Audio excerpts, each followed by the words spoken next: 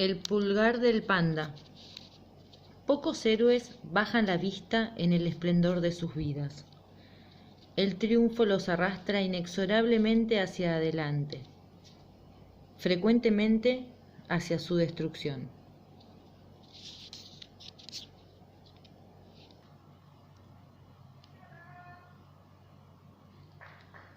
Alejandro lloró porque no le quedaban ya muchos que conquistar.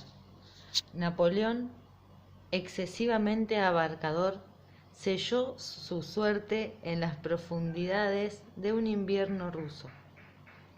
Pero Charles Darwin no continuó El origen de las especies, 1859, con una defensa general de la selección natural o con su evidente extensión de la evolución humana. Esperó hasta 1871 para publicar The Descent of Man. En lugar de ello, escribió su libro más oscuro titulado On the Various Contrivances by which British and Foreign Orchids and Fertilizers of Insects, sobre los diversos mecanismos por los que las orquídeas británicas y extranjeras son fertilizadas por los insectos. No sé inglés, perdón. Las muchas excursiones de Charles Darwin a las minucias de la historia natural. Escribió una taxonomía de las bellotas de mar, un libro sobre las plantas trepadoras y un tratado acerca de la influencia de las lombrices de tierra en la formación de humus vegetal. Le dieron la inmerecida fama de ser anticuado, un tanto senil descriptor de plantas y animales curiosos que había tenido una inspiración afortunada en el momento preciso. La oleada de academicismo darwinista que ha tenido lugar en el curso de los últimos 20 años se ha encargado de disipar de una vez por todas ese mito. Anteriormente, un destacado hombre de ciencia se había hecho portavoz de muchos colegas mal informados al juzgar a Darwin como un mal hilvanador de ideas, un hombre que no merece estar entre los grandes pensadores. De hecho, cada uno de los libros de Darwin tuvo su papel en el inmenso y coherente planteamiento del trabajo de su vida, la demostración de que la evolución era un hecho y la defensa de la selección natural como su mecanismo fundamental. Darwin no estudió las orquídeas por sí mismas.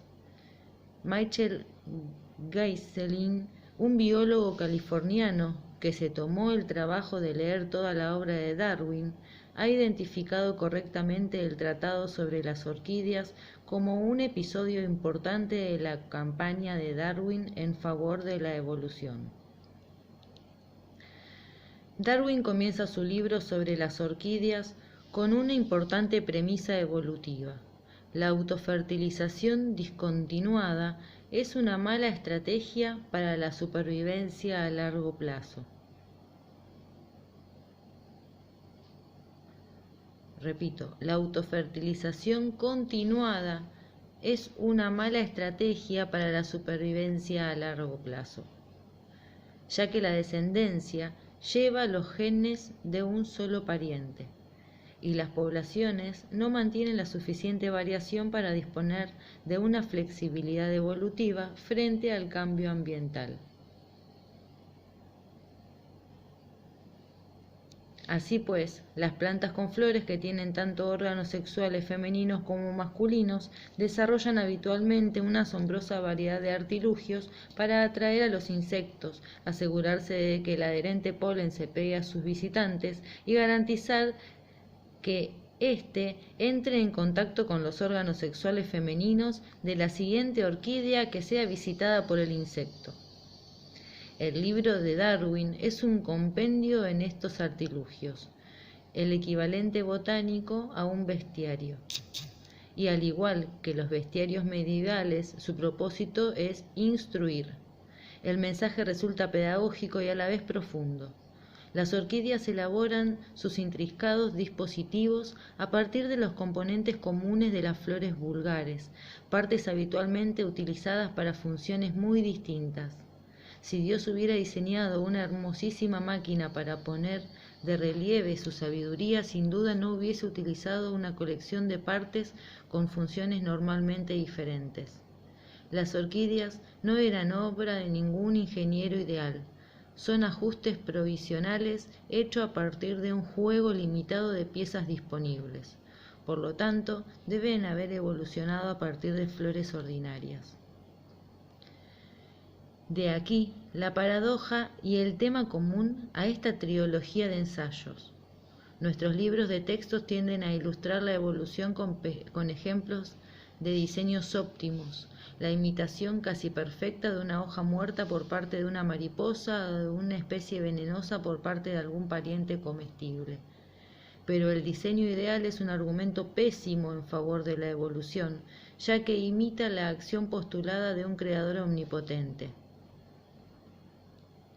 Las disposiciones extrañas y las soluciones singulares constituyen la verdadera prueba de la evolución, caminos que un Dios sensato jamás hubiera adoptado, pero que un proceso natural, constreñido por la historia, se ve obligado a seguir.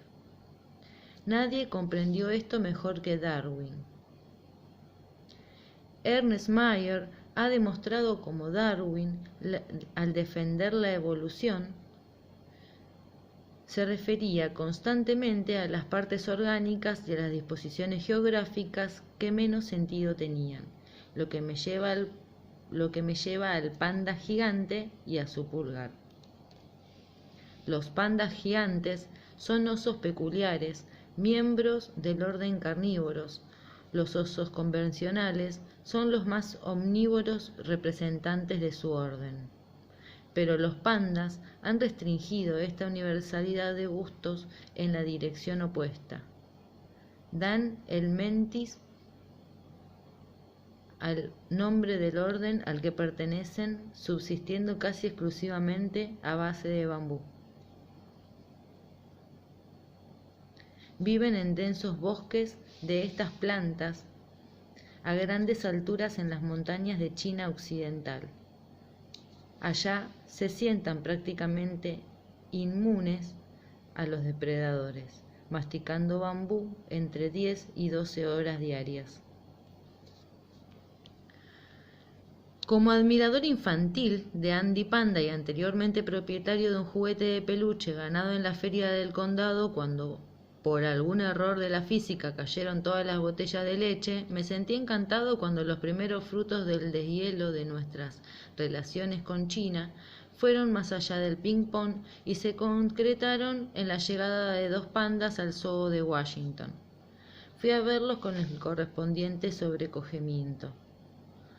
Bostezaban, se desperezaban y paseaban de vez en cuando, pero pasaban la mayor parte del tiempo comiendo su adorado bambú. Se sentaban erguidos y manipulaban los tallos con sus patas delanteras, arrancando las hojas y comiendo solo los brotes. Me quedé estupefacto ante su destreza y me pregunté cómo era posible que el descendiente de una raza adaptada para la carrera pudiese utilizar sus garras tan hábilmente. Sujetaban los tallos de bambú entre sus garras y los despojaban de sus hojas, pasándolos entre un pulgar aparentemente flexible y el resto de los dedos. Esto me desconcertó. Yo había aprendido que la posesión de un pulgar oponible y diestro se encontraba entre las causas fundamentales del éxito humano. Nosotros habíamos conservado, incluso exagerado, esta importante flexibilidad de nuestros antepasados primates, mientras que la mayor parte de los mamíferos la habían sacrificado al especializar sus dedos. Los carnívoros corren, muerden y arañan. Mi gato podrá manipularme psicológicamente, pero nunca, jamás, escribiría a máquina ni tocará el piano. De modo que conté los demás dedos del panda y me llevé una sorpresa aún mayor. Había 5, no 4. ¿Acaso era el pulgar un sexto dedo arrollado independientemente? Por fortuna, el panda gigante tiene su Biblia, una monografía descrita por Dewitt Davis, antiguo conservador de anatomía de vertebrados del Museo Field de la Historia Natural de Chicago. Probablemente constituya la mejor obra de anatomía evolutiva comparada moderna, y contiene más de lo que nadie querría llegar a saber jamás acerca de los pandas. David tenía la respuesta, por supuesto. El pulgar del panda no es anatómicamente un dedo. Está constituido por un hueso llamado sesamoide radial, que habitualmente es un pequeño componente de la muñeca. En los pandas, el sesamoide radial está enormemente agrandado y alargado hasta ser casi igual de largo que los huesos metapodiales de los verdaderos dedos. El sesamoide radial está bajo una almohadilla de la mano delantera del panda. Los 5 dedos forman el andamiaje de otra almohadilla, la palma.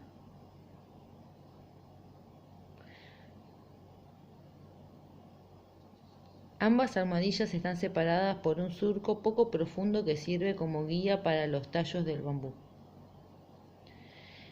El pulgar del panda está dotado no solo de hueso para darle rigidez, sino también de músculos para proporcionarle su agilidad.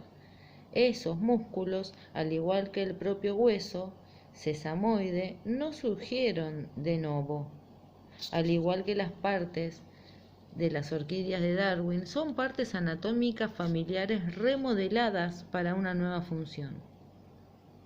El abductor del sesamoide radial, el músculo que lo separa de los verdaderos dedos,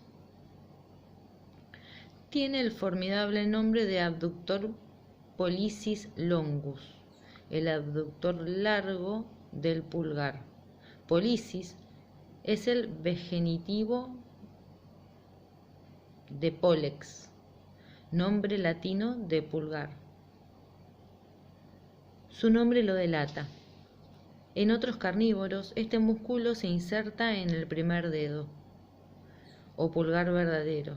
Entre el sesamoide radial y el pólice se extienden otros 2 músculos más cortos. Mueven el pulgar sesamoide hacia los verdaderos dedos. ¿Nos da la anatomía de otros carnívoros alguna pista acerca del origen de esta extraña disposición en los pandas? Davis señala que los osos y los mapaches ordinarios, los parientes a los demás carnívoros,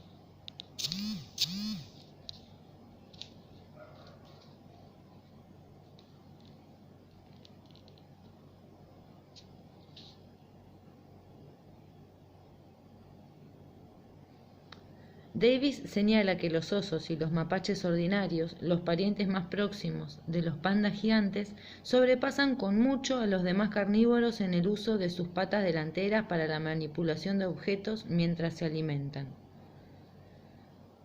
Perdonarán la metáfora retroactiva, pero los pandas, gracias a su ascendencia, empezaron ya con la ventaja para desarrollar una mayor habilidad en la alimentación.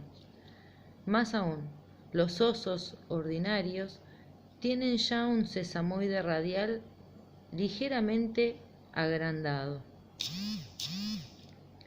En la mayor parte de los carnívoros, los mismos músculos que mueven el sesamoide radial en el panda se insertan exclusivamente en la base del pólice o pulgar verdadero, pero en los osos normales, el músculo abductor largo termina en 2 tendones. Uno se inserta en la base del pulgar, como en la mayor parte de los carnívoros, pero el otro se inserta en el sesamoide radial. Los 2 músculos más cortos se insertan también en parte del sesamoide radial de los osos. Así concluye Davis la musculatura para operar este nuevo y notable mecanismo, funcionalmente de un dedo nuevo. No requirió cambio intrínseco, alguno respecto a las condiciones ya existentes en los parientes más próximos del panda, los osos. Más aún, parece que la secuencia total de lo acontecido en la musculatura se sigue automáticamente de la simple hipertrofia del hueso sesamoide. El pulgar sesamoide de los pandas es una estructura compleja formada a partir del marcado crecimiento de un hueso y la redistribución extenso de la musculatura. No obstante, Davis argumenta que todo el aparato surgió como respuesta mecánica al crecimiento propio sesamoide. Los músculos se desplazaron porque el hueso hipertrofiado les impedía insertarse en sus locaciones originales. Más aún, Davis postula que el sesamoide radial hipertrofiado podía ser consecuencia de un cambio genético simple, tal vez una única mutación que afectara al calendario y a la tasa de crecimiento. En el pie del panda, la contrapartida del sesamoide radial, llamada sesamoide tibial, está también hipertrofiada, aunque no tanto como el sesamoide radial. Y no obstante, el sesamoide tibial no hace de soporte de ningún dedo nuevo, y su tamaño aumentado no le confiere ventaja alguna, por lo que nosotros sabemos. Davis argumenta que el incremento coordinado de dos huesos en respuesta a la selección natural de uno solo de ellos probablemente refleje un tipo simple de cambio genético. Las partes duplicadas del cuerpo no están sometidas a la selección de un único gen. No existe un gen para el pulgar, otro para el dedo gordo del pie, ni un tercero para el dedo meñique. Las partes duplicadas son coordinadas por el transcurso del desarrollo. La selección de un cambio de un elemento origina una modificación correspondiente en otros. Puede resultar genéticamente más complejo aumentar el tamaño del pulgar y no modificar el dedo gordo del pie, que hacer que aumentar los dos de tamaño.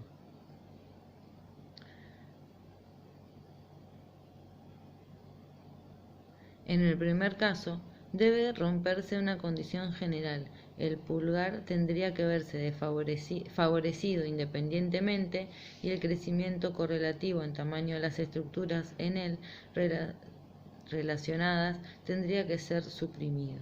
En el segundo caso, el único gen que puede aumentar la tasa de crecimiento en un campo regulador del desarrollo de los dedos correspondientes.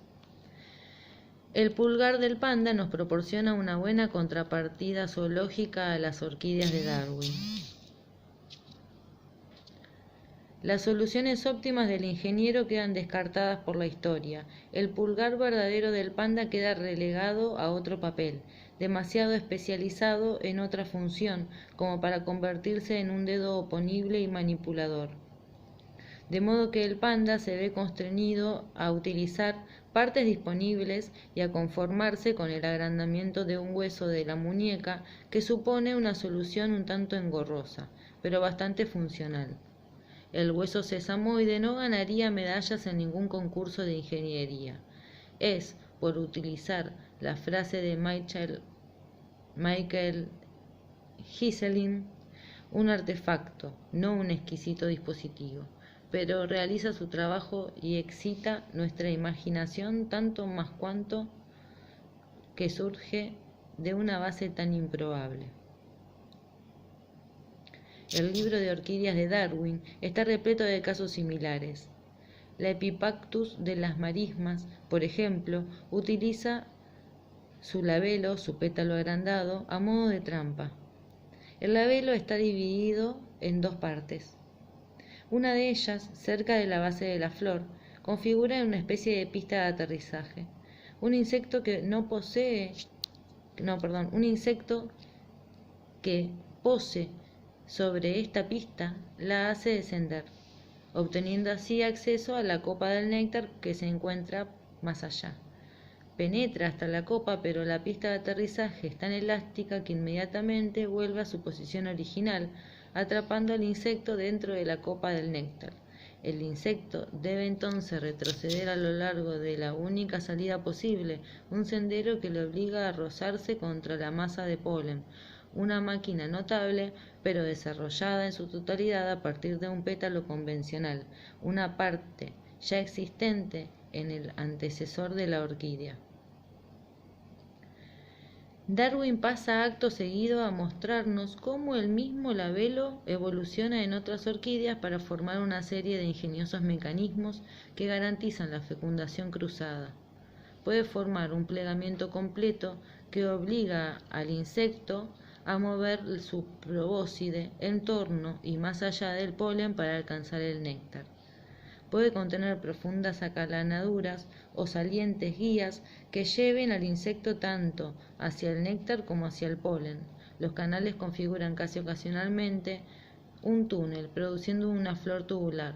Todas estas adaptaciones han sido construidas a partir de una parte que se inició en su andadura en forma de un sencillo pétalo convencional, en alguna forma ancestral. No obstante, la naturaleza puede llegar a tanto con tan poco que exhibe, en palabras de Darwin, toda una prodigalidad de recursos para llegar a un mismo fin, a saber, la fecundación de una flor por polen de otra planta.